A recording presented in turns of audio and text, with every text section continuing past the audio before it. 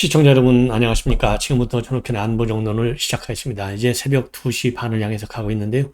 지금부터 이 심야방송 간략하게만 말씀을 드리겠습니다. 우선요, 이 감사원이 통계청에 대해서 제대로 칼을 뺐습니다. 본래 통계청은요, 이 우수감사기관으로 지정돼 가지고 이 3년마다 진행되고 있는 이 정기 감사도 안 받고 있는 상황이었어요. 그래서 이번에 감사는요, 무려 7년 만에 처음으로 실시하는 감사인데, 그래서 특정 감사라고 합니다. 뭐냐면, 여러분들 뭐 기억나시잖아요. 통계청에서 정무적으로, 그러니까 코드에 맞게 아예 통계를 조작해버려요. 이런 비판이, 그리고 사례가 문재인 정권 때 있었지 않습니까?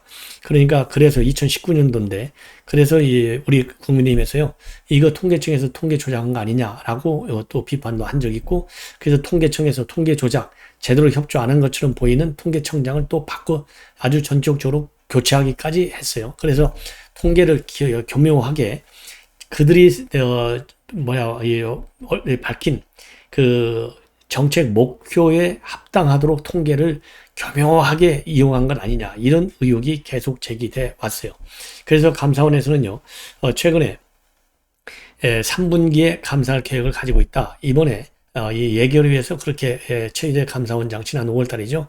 답변을 한 바 있는데, 바로 이번 이 감사를 두고 한 얘기인 것 같습니다. 그래서 특정 감사를 해가지고 이 통계와 관련해서 통계 시스템 전반에 관해서 지금 감사를 하고 있고, 그리고 자료를 수집 중에 있다고 합니다. 그래서 다음 달, 즉 9월부터는요, 본격적인 이 감사에 돌입할 예정으로 있다고 그래요.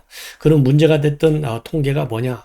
이 가계 동향 조사와 관련된 이 통계인데요. 본래가 이 가계 동향 조사는 폐지하기로 했었는데 2017년도에 이걸 되살렸어요. 그러니까 정권이 들어서자마자 되살려가지고 소득과 지출을 분리해서 통계를 잡기 시작했어요.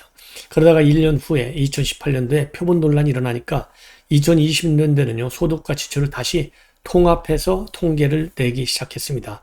이렇게 해서 통계를 통합해서 이렇게 통계를 내다 보니까 소득 이 5분위 배율 같은 것이 굉장히 좋아지는, 개선되는, 소득 분배 효과가 상당히 좋아지는 그런 효과가 나타났어요. 그러니까 소득 분배 효과가 상당히 좋게 나타난다. 그러면 소득 주도 성장 정책도 그렇고요.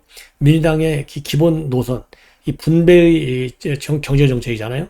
그러니까 우리 보수당의 경우에는 성장 중심의 경제 정책, 통상적으로.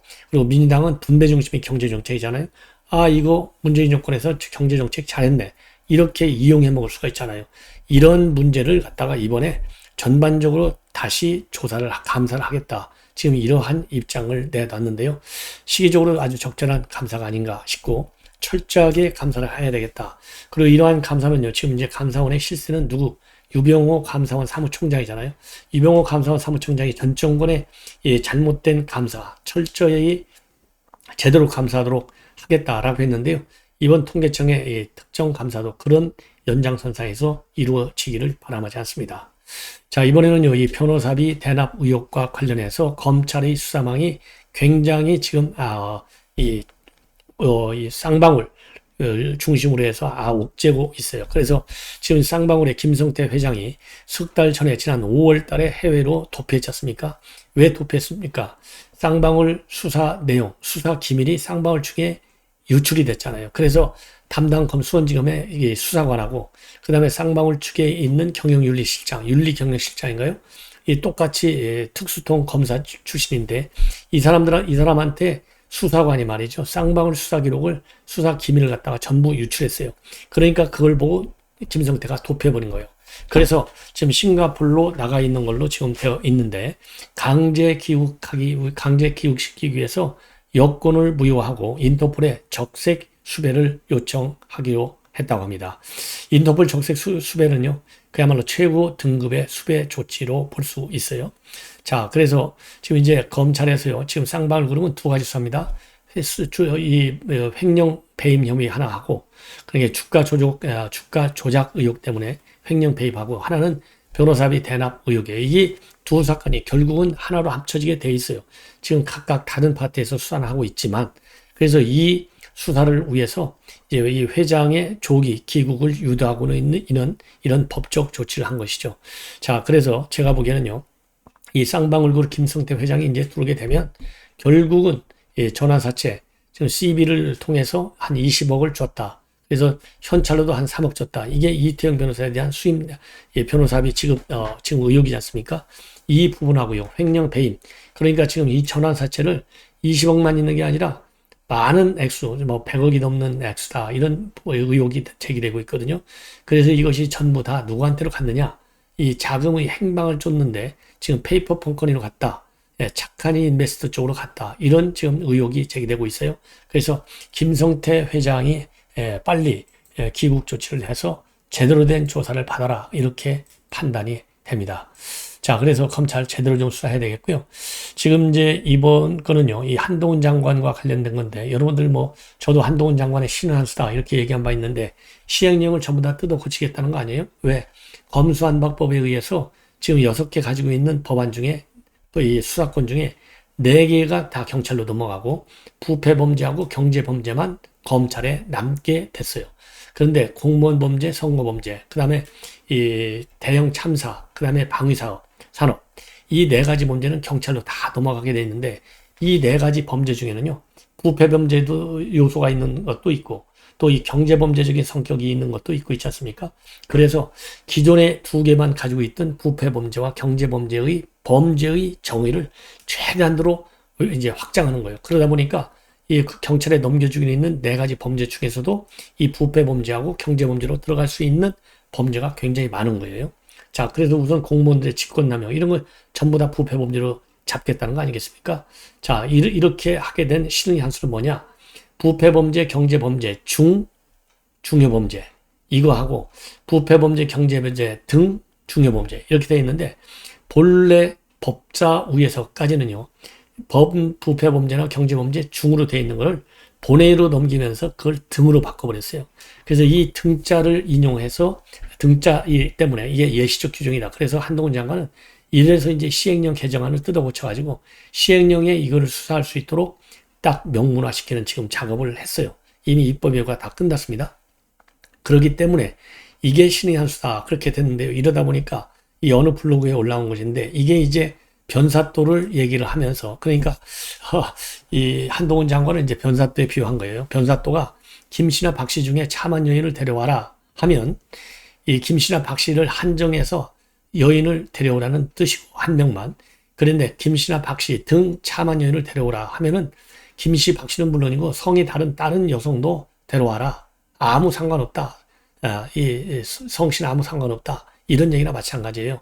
그래서 이 번사또에 비유해서 이 한동훈 장관의 신의 한 수를 좀 높이 평가하는 그런 블로그 글이 나와 있어서 여러분들 뭐 항상 무거운 얘기만 하는데요. 한번 웃으시라고 제가 참고적으로 말씀을 드렸습니다.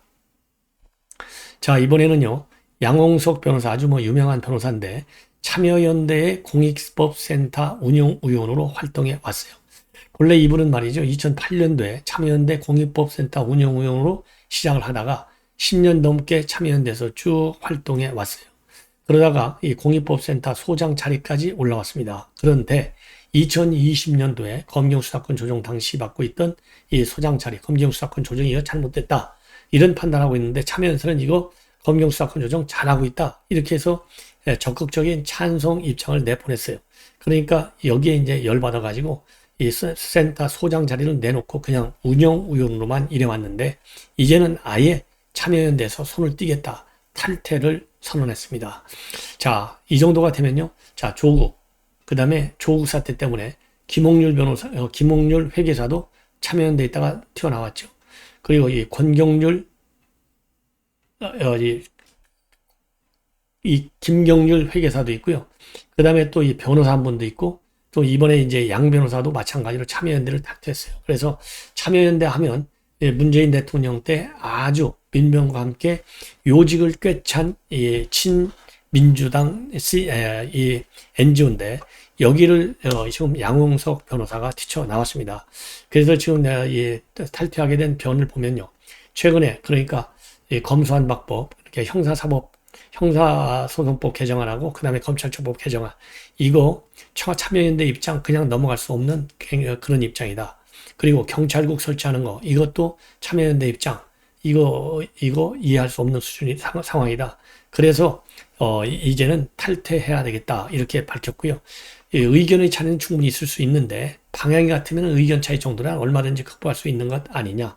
시간이 지나면 되니까. 그런데 아예 방향이 다르기 때문에 참여연대는 한번 자기네가 주장을 하면 아예 수정을 안 한다는 거예요. 그래서 의사결정의 경직성이 굉장히 강하다. 그러다 보니까 이제는 더 이상 참여연대하고 같이 갈 수가 없다. 그러면서요, 어쩌다가 참여연대가 가졌던 다양성에 대한 존중이 문재인 정부를 거치면서 특정 정치 집단에 대한 이 맹목적 추종으로 변하게 된 것인지, 나름 다양한 의견을 내려고 노력했지만은 역부족이다. 그래서 탈퇴하겠다는 입장문을 내놨는데요.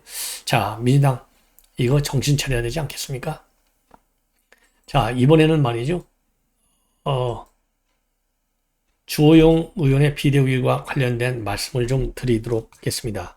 뭐냐면요. 지금 주호영 비대위 출범 내일인데요. 오늘까지도 지금 비대위원을 오늘 본래 발표할 예정으로 있었는데 비대위 의원 발표가 굉장히 늦어지고 있어요. 자, 이러다 보니까 지금 언론에 보도가 되는 걸 보면 지금 TV조선의 단독 보도인데요. 권역별로 충청도에서 1명, 그 다음에 호남에서 1명, 수도권에서 1명 이렇게 해서 초재선 중심으로 비대위원을 선정한다. 그리고 색깔로는 개파색이 짙은 인사는 폐지한다. 왜냐하면 지금 개파색이 좀 짙은 인물이 들어가면 바로 이 논란의 여지가 상당하지 않습니까? 그래서 출범 초부터 즉 비대위원회 구성 선정서부터 또 이 사고가 날 우려가 있어요. 그래서 이 기준은 나름대로 상당히 신중하게 잘 정한 것이 아니냐 이렇게 판단이 들고요. 의원들 의견을 수렴해서 4명에서 한 5명 정도의 비대위원을 정한 것으로 그렇게 알려지고 있습니다. 그리고 외부 인사 인선은요. 내일까지 해서 마무리를 지을 예정으로 있다. 지금 이런 보도가 나오고 있어요. 자, 그럼 지금까지요. 보도에 따르면은 엄태영 의원 충북 출신인데 이분이 이제 사실상 내정이 됐고 호남 출신 중에서는 재선 의원의 합류가 유력하다. 그럼 호남 출신 중에서 지금 재선 의원 국민의힘 지금 재선 의원은요 이용호 의원하고요. 그 다음에 정운천 의원 이 두 분이 호남 출신의 국민의힘 소속으로 되어 있는 유일한 두 분입니다. 그래서 두 분 중에 이제 한 분이 될 것 같아요. 그 다음에 수도권에서는요, 초선 여성 의원이 유력한 것으로 되어 있고, 그 다음에 이제 원외 당협위원장 중에서는 구상찬, 정양석 이 두 분이 물망에 올라와 있다고 합니다. 그리고 청년 비대위원과 외부 인사 영입은 최종 조율 중에 있는 상황인 것으로 그렇게 알려지고 있어요. 자, 그런데 말이죠. 지금 이 보도를 보면, 지금 이제 이 여성 중에서는요, 세종시 시의원을 있는 비례도 들어가 있는 시의원인 이름이 말이죠. 이소희 시의원이 내정됐다. 이런 보도가 머니투데이로 지금 보도가 되어 있어요. 그래서 지난주에 주호영 의원 측에서 타진을 했는데 다양한 대표성을 가지고 있기 때문에 좀 비대위원으로 모시고 싶다 이러니까요. 이 의원이 시의원은 이소희 시의원이 쾌히 승낙 의사를 밝혔다고 합니다. 참고적으로 이분은 누구냐? 지난 대선에서 윤석열 대통령 캠프의 청년 보좌역 그리고 여성 특별 보좌역으로 활동했고 이번 지방선거에서는 세종시 의회 비례 대표에 출마해서 당선이 됐는데요. 86년생이고 장애를 이겨내고 변호사 생활을 쭉 해왔습니다. 그래서 여성 장애인이라는 점에서 약자와의 동행을 강조하고 있는 국민의힘에는 상당히 적합한 인재가 아니냐 이렇게 판단이 됩니다. 자, 그래서 지금 이제 이준석이가 빠지니까요. 청년 목소리를 누군가가 내야 되지 않겠습니까? 그러다 보니까 이런 분이 지금 이제 발탁이 되지 않나 생각이 되고요. 항정은 이화여자대학하고 경북대 법학대학원을 졸업했고 금융공기업인 예금보험공사를 거쳐서 현재 세종 여민합동법률사무소 변호사로 활동 중에 있는 그런 분으로 알려지고 있습니다. 자, 이렇게 해서 지금 이제 이 비대위원들이 마지막 지금 이제 제가 보기에는요 검증 단계에 있는 것이 아니냐 이렇게 생각이 듭니다. 자, 시청자 여러분 이렇게 해서요 오늘 밤 심야 방송은 모두 마치겠습니다. 편안히 주무십시오.